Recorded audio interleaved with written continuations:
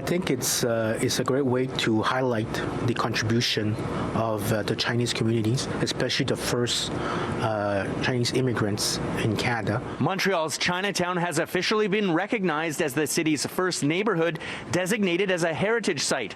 The push for this came from community concerns about the impact that real estate pressure could have on Chinatown and the desire to protect the heritage identity and characteristics of the attractions and cultural practices. By designating as Chinatown as a historical site, I think it will it creates a lot of opportunities in terms of educational and also interpretation of the history of Chinatown. Montreal's Chinatown began to develop in the 1890s and today has many restaurants, markets, grocery stores, health services, and cultural organizations.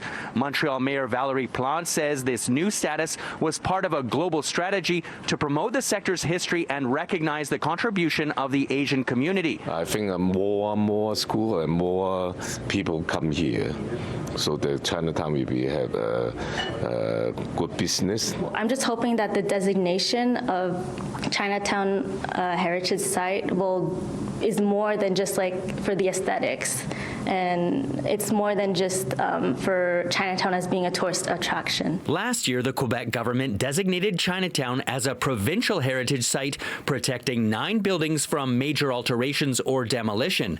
With the recent municipal declaration, the hope from many in Montreal's Chinatown community is that both Montrealers and tourists will learn more about their history. We had the head tax by the Canadian government, and also in 1923 there was the Chinese Exclusion Act that really separate families to able to come to China, and also later there was also a tax for the laundromats owned by Chinese. We should add it in the curriculum of schools so that they know that it happened.